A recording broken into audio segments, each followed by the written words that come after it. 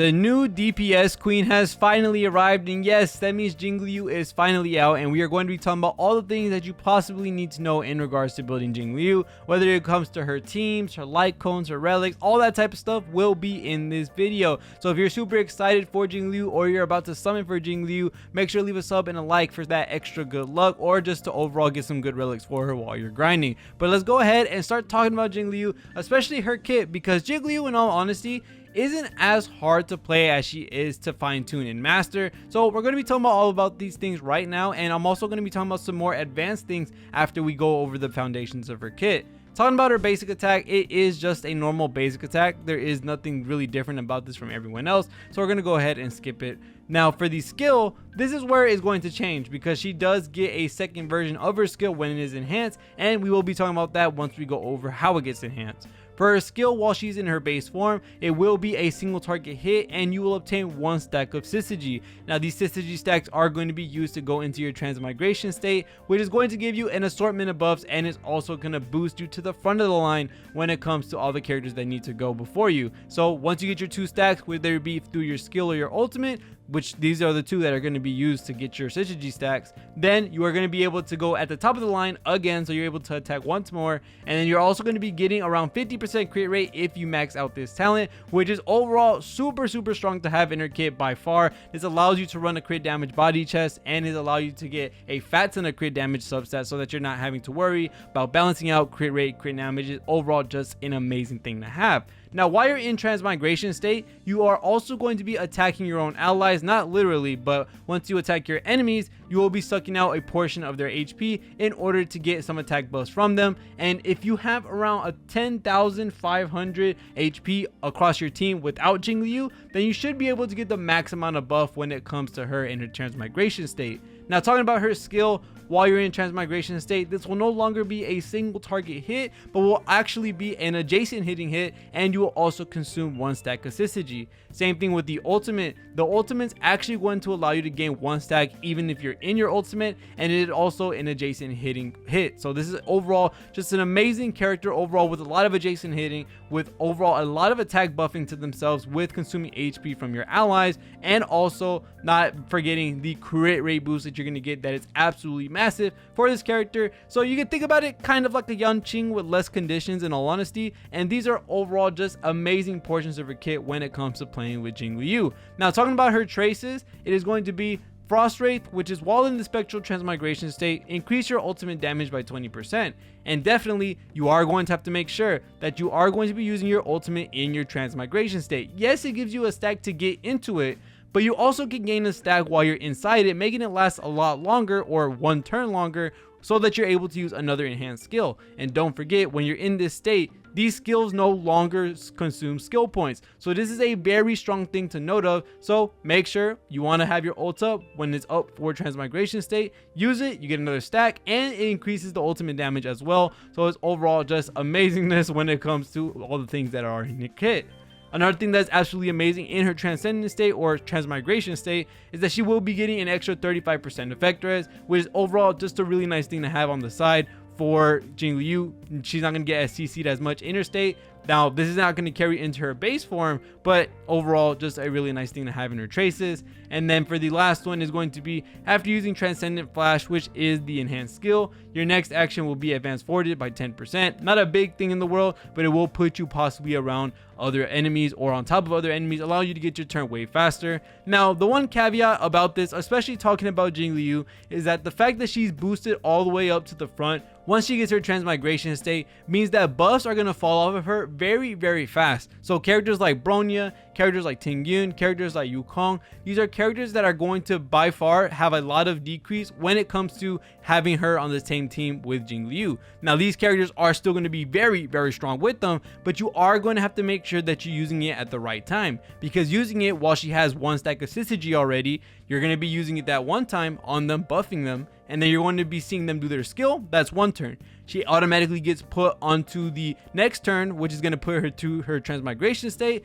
bam, the buff is on her last turn because she's already gotten her next turn. And GG, you have to make sure that you have another skill point ready to use for that support to help Jingliu out again. She is going to be going pretty often, which is a good thing, but in all honesty, it can mess up certain supports and have the buffs fall off very, very fast. So you do have to make sure that you know the timing in the ways you actually put your buffs onto Jingliu, because they can go off super, super quick.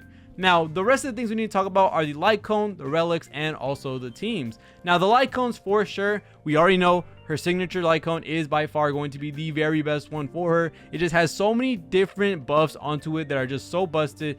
Let's go ahead and just talk about it. So, I shall be my own sword. You're going to get 20% crit damage, which is already really nice. You're also going to be getting these Eclipse stacks every time an ally gets attacked or loses HP, and these can max out to 3. Now, when you're in your Transcendent state, you are going to be hitting all 3 allies through her skill and her ultimate, because that's what it does through the talent. So you're just always going to max it out no matter what. So you'll always be able to passively get the full max stack buff, which is going to be ignoring defense on your move. And then you're also going to be getting the damage increase as well for each stack of Eclipse. Now, this is going to make sure that you lose all these stacks once you attack, but when you're in your Transcendent state, guess what? You're still going to be hitting every ally no matter what. So this Lightcone is just overall super duper strong for a character like Jingliu. Now, for some substitute Lightcones that you could use without the signature for Jingliu, I know this one's going to sound very weird, but Brighter Than the Sun can work, which is Dan Heng's Lightcone. It's going to give you crit rate, which you kind of don't want a lot of because you're going to overcap in it. You're going to really want some crit damage subsets if you're going to be getting something that's going to give you crit rate, but you're still going to be getting attack buff and also energy regeneration rate, which is not only going to give her synergy stacks, but it's also going to allow her to do more damage in her actual transmigration form. So this is overall just a really nice Lightcone that she could possibly use if you've already pulled for Dan Heng. Of course, we have the Lightcones like On the Fall of an Aeon, which is the free Herder Shop Lightcone. This is a very good one as well. Every time you attack, you're going to get an attack buff, and then when their weakness broken, you're going to be increasing your damage. This is overall a really nice one to have for sure, because she will be attacking a lot due to her skipping turns, having other characters that are going to boost her up to the top as well. And not only that, you're going to be doing adjacent hitting moves, which are going to allow you to weakness break a lot of enemies either on the side or the main target. So this is a very nice Lightcone to have on the side. And then for the 4-star options, which I know you've been waiting for, a Secret Vow, of course, already a very good option, is going to give you a full damage dealt buff by 20% on Superimposition 1. And then for the next thing is going to be the wearer also deals an extra 20% of damage to enemies whose current HP percentage is equal to or higher than the wearer's current HP percentage. So you do want to get a little lower with this Lightcone, and if you do meet that threshold, you are by far going to be doing so much damage, especially if you have this Superimposition 5. So this would be a really nice Lightcone. Now, the last one I can recommend is a little bit not my favorite. I really don't like recommending this one, but of course I can't pick and choose what Lightcone is on your account. But Under the Blue Sky, of course, can also work as well. It gives you a static 16% attack buff on Superimposition 1, and when you defeat an enemy, you'll be able to get crit rate by 12% for 3 turns. Now, this is a really nice one to have, but as again what I said, the Lightcones that you get when it comes to Jingliu, you really don't want to stack up on too much crit rate, because she already gets around 50% on talent level 10. And with that being said, you really don't want to overstack on crit rate. It just wasted substats. So you are going to for sure want a crit damage body piece and almost no crit rate on your other relics, but crit damage, because that's just going to overcap and there's going to be wasted substats. And you want to do as much possible damage as you want. So you can run this. I don't like conditional Lightcones at all, because you kind of don't see the passive of that if you're going against a single boss or something like that. So I really don't like this Lightcone, but this can be usable for Jingliu. Now, talking about the relics, there are 2 relic sets that are going to be good for Jingliu that I'm going to recommend, and I don't really recommend any other one because these outweigh the pros and the cons of running 2-piece. Now, you can run that, but I'm just going to be talking about the 4-piece set, and then also the 1 planar ornament set I really recommend. Now, my choice of relic set that is going to be on Jingliu will be Hunter of the Glacial Forest, which is going to be the ice set. You are going to be getting ice damage by 10%, and for the 4-piece, after you use your ultimate, your crit damage is increased by 25% for 2 turns. This is going to be overall just amazing damage buff, especially if you're using your ultimate in your transmigration state, because you're going to be able to get that buff from the transmigration state for your ultimate, and then your enhanced skills are going to get 25% extra damage on them when it comes to having the 2 turns for it. So you're going to be able to have enough stacks to be able to use the full use of this buff for the ice set. Now, for the other set that can be used, will be the quantum set. Now the quantum set is a weird one. You won't be able to use the 2-piece set because it will give a quantum damage boost, but for the 4-piece set, it's going to give you ignore defense statically for 10%, which is already super strong in her case for sure. And then for the other thing is that if you have quantum weakness on the enemy, then guess what? You get to ignore another 10% defense. Now this is a very strong thing to have, especially for Jingliu, and especially if you want to pair them up with characters like Pella with E4, and other debuffers that are going to make it so much harder for the enemies to actually defend against these attacks. But there's one caveat why I personally don't like the quantum set, and that is because you have to have either a character with quantum weakness and ice weakness so that you're able to do efficient damage, or you're going to have Silverwolf piggyback Jingliu around everywhere. And me personally, I don't like having to lock a character to a certain team. Yes, there's certain characters that are supposed to be in that, I guess you say, situation or role, but Jingliu, in my honest opinion, I would rather not want to have Silverwolf be stuck to her rather than me being able to use her on any team I want in Memory of Chaos. You can build her that way if you don't mind it that way. I think that is the stronger build for Jingliu if you don't mind having Silverwolf piggybacked onto that character. But me personally, I just like the ice set so much more because it has a lot more usability and a lot more situations. But in the speedrun case and the most damage case, quantum set will be the best one for sure. And then the only planar ornament set I can recommend is, of course, Rudolin Arena. You're going to give crit rate buff and is a small enough one to be able to not overcap you, but also help you get closer to that 100% threshold. And then when you reach above 70%, which is super easy, and I mean super duper easy, especially if you max out your talent, you're going to be getting more skill damage increase, which of course is her main source of damage when you get it enhanced, and is just going to overall blow all the enemies out of the park. These are the overall things that you need to have for Jingliu for sure. And of course, you want the crit body chest piece, you want to have the ice orb, and for the rope, some people have been messing around with having energy recharge versus attack percent rope. I do think it's very comfortable to have the attack percent rope over the energy recharge rope. You get more damage out of it, you get your ultimate still very consistently. It's going to be overall a better pick versus the energy recharge rope. And then not only that, you want to have speed boots as well, because the more turns that you can get with Jingliu, and that she has traces that give her speed as well, you're able to get your syzygy stacks way faster and getting your transmigration form way faster, giving you a lot more DPS a lot earlier. It's just overall the better option when it comes to it. Now, if you really want to rock attack boots, which will boost her damage a little bit more, even though she does give herself a lot of attack already, you do want to run a hyper carry Bronya or a hyper speed Bronya, my bad, that is going to give you a fat ton of turns and allow you to actually regenerate skill points, because Jingliu will for sure be omega slow, and you're going to really want to make sure that Bronya is able to give herself skill points and also able to basically bump you up to the beginning every single possible time she can, and that will be a bunch of skill points wasted for Jingliu, but it'll all be worth it because she ends up being skill point, I can say efficient or neutral when it comes to being able to use 2 skill points versus all the attack that she's going to get when she's in her transmigration state. Now, for the team that you would want to build with Jingliu, now this is the fun part, because she has a lot of different teams, and I think in the future she'll have a lot more for sure, just because of how her kit works, with her only needing 2 skill points to be able to do around 4 attacks, 3 if you only want to include the enhanced skills. You are really getting a lot of attacks in for what you're putting in, and I do think it's going to put her in a sub DPS role in the future, which of course, that's not knocking her down saying she can't do damage, that's just saying how much usability that she can be,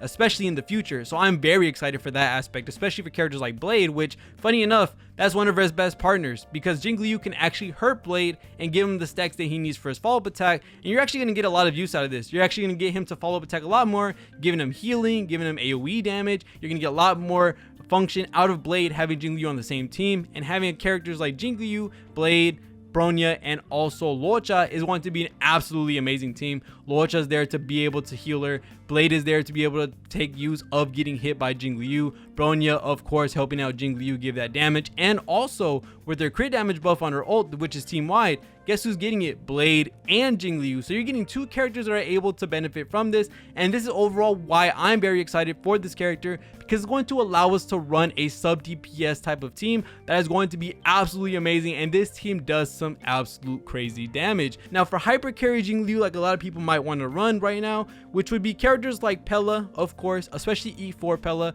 you're going to get the defense shred off the ult, which is already amazing. And then you're also going to get the E4 ice penetration, which is going to be very strong, of course, for Jingliu. And then you have characters like Silverwolf as well, who are going to be able to put that ice weakness on, that defense shred. All of that type of stuff is going to be really good to have for Jingliu, especially if you're going to be running the quantum set. That's going to be an overload of defense reduction, an overload of resistance to ice, all that type of stuff. You're just going to be shredding through all of their defense, ignoring it, shredding it, and also shredding the ice reds. There's just a lot of that stuff when it comes to her hyper carry team. So yeah, Jingliu, Silverwolf, Pella, and Luocha, overall amazing. You can use Lynx as well because she does have that continuous heal. She has her panic Q as well. So there are options of that. Just be mindful that if you skill, you're probably going to get Jingliu hit a lot, which you don't really want, because she will be, you know, the destruction character taking up a lot of hits. And if you don't have Blade there, you don't really want her to get hit that much because you're already losing a lot of HP from your team. So you might want to build your Lynx a little tankier, a little bit faster to get those skill points running, because yes, that team will be skill point negative if you let it run its course. And then other than that, you can run characters like Tingyun as well if you don't have the options of having Bronya, because yes, not everyone is able to have her.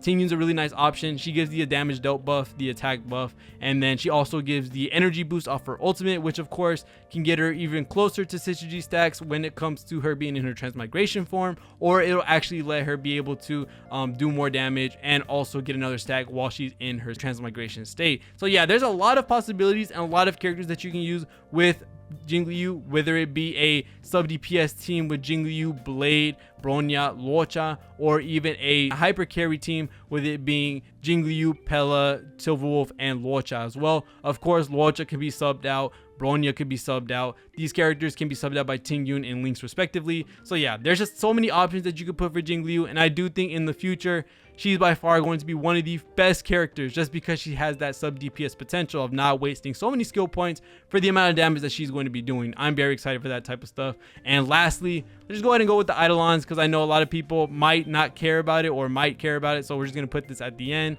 For E1, it is going to be, she's going to get crit damage while she's in her transcendent state, which is going to be overall really amazing. It is going to be 24% for one turn. Also, when that happens, you're going to be doing more damage if it is just one single target when you are using your enhanced skill. Remember, your enhanced skill is adjacent hitting, so some of that portion of damage is going to be re-put into that single target. So this is a pretty good Eidolon. On all honesty, this is not a bad one to get if you're looking for Eidolons, but of course I would 100% say go for the Lightcone before you even go for Eidolon 1, because the Lightcone gives so much more value. Now for Eidolon 2, after using your ultimate, increase the damage of your next enhanced skill by 80%. Overall, just a really nice one to have, and a lot of extra damage for your already hard hitting skills. Now for Eidolon 4, while she's in her transmigration state, of course when she gets that consumed HP, she's going to be able to get more attack from this, and it's just going to be overall way more buffing for Jingliu if you get E4. And then lastly for E6 is going to be when she's in her transmigration state, she will end up getting another stack of synergy, which overall you can do like 5 attacks in total if you end up getting E6. And then while she's in her transmigration state, get an extra 50% crit damage. So if you want to go all the way to E6, not only are you giving yourself 50%